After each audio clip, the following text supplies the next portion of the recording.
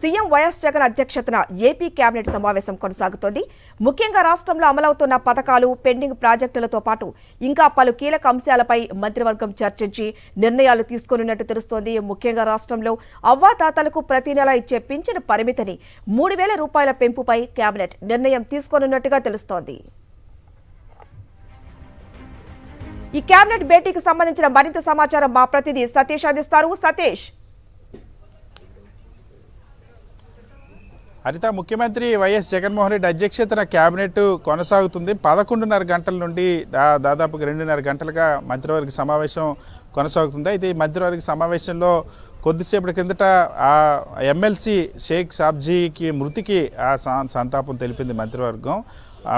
ఈరోజు ఉదయాన్న రోడ్డు ప్రమాదంలో మరణించినటువంటి అంశం తెలుసుకున్నటువంటి ముఖ్యమంత్రికి వైఎస్ జగన్మోహన్ రెడ్డి కేబినెట్ సమావేశం జరుగుతుండగా తెలిసిన నేపథ్యంలో వెంటనే అక్కడ మృతికి సంతాపం తెలిపింది మంత్రివర్గం అంతా కూడా. తర్వాత ఎజెండాకి సంబంధించి 45 ఎజెండా అంశాలపైన మంత్రివర్గం ఆమోదించి నిర్ణయం తీసుకొని ఉంది. ఇప్పటికే ఎజెండాలోని అంశాలన్నీ కూడా పూర్తయ్యాయి. రాజకీయ అంశాలపైన ప్రస్తుతం చర్చ జరుగుతున్నట్టు తెలుస్తుంది. వచ్చే నెల నుండి జనవరి 1 నుండి 3,000 రూపాయల పెన్షన్ అమలుకి సంబంధించి మంత్రివర్గం ఆమోదం తెలిపింది. భారతదేశంలోని ఏ రాష్ట్రంలో లేని విధంగా 3,000 రూపాయల సామాజిక పెన్షన్ని అందిస్తుంది ఆంధ్రప్రదేశ్ రాష్ట్ర ప్రభుత్వం. 1వ తేదీ నుండి జనవరి 1 నుండి దీన్ని అందించనున్నారు. ఆంధ్రప్రదేశ్ రాష్ట్రంలో సుమారు 60 లక్షలకు పైగా ఉన్నటువంటి పెన్షన్దారులకు అందరికీ కూడా లబ్ధి చేకూర్చేలాగా ఆ రాష్ట్ర కేబినెట్ ఈ నిర్ణయం తీసుకుంది.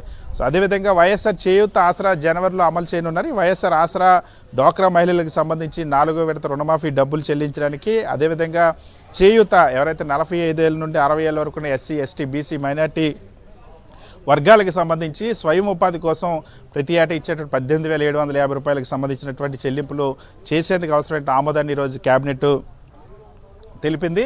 సో ఈ కీలకమైన పథకాలతో పాటుగా ప్రధానంగా ఆరోగ్యశ్రీని విస్తరించడం అన్నది, ఆరోగ్యశ్రీ, జగనన్న ఆరోగ్య సురక్ష ఫేజ్ 2 దీనిపైన కూడా కేబినెట్ ఒక నిర్ణయం తీసుకుంది.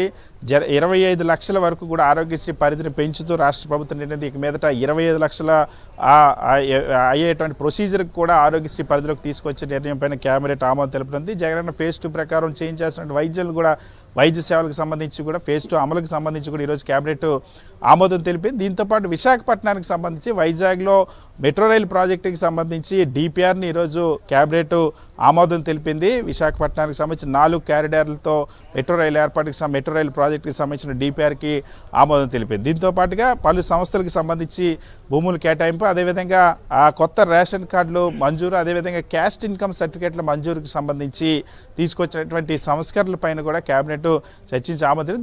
వీటన్నిటికంటే ముఖ్యంగా ఏదైతే మిగ్జామ్ తుఫాన్ వలన వచ్చినటువంటి నష్టానికి సంబంధించి ఇప్పటికీ మిగ్జామ్ తుఫాన్ సందర్భంగా రాష్ట్ర ప్రభుత్వం అందించినటువంటి ఆర్థిక సహాయం కానీ, అదేవిధంగా తుఫాన్కి ముందుగానే అప్రమత్తమయ్యి నష్ట నివారణ, ప్రాణ నష్టం లేకుండా చేసినటువంటి అంశాలతో పాటుగా రైతులు ఏ విధంగా నష్టపోయారు, ఎంత మేరకు నష్టం వాటింది. ఒకవైపు నిన్న మొన్న కేంద్ర బృందాలు కూడా పర్యటించి ఈరోజు సాయంత్రం ముఖ్యమంత్రి వైఎస్ జగన్మోహన్ రెడ్డితో కూడా కేంద్ర బృందాలు భేటీ కానున్నాయి. సో రాష్ట్ర ప్రభుత్వం ఏ విధంగా రైతులకి ఆదుకోవాలి, ఈ తుఫానులో నష్టపోయినటువంటి పంటలకు సంబంధించినటువంటి, అదే రైతులకు సంబంధించి నష్టపరిహారం చెల్లింపుకు సంబంధించి ఎంత చెల్లించాలనే అంశం పైన కూడా కేబినెట్లో చర్చించి నిర్ణయం తీసుకోనున్నారు.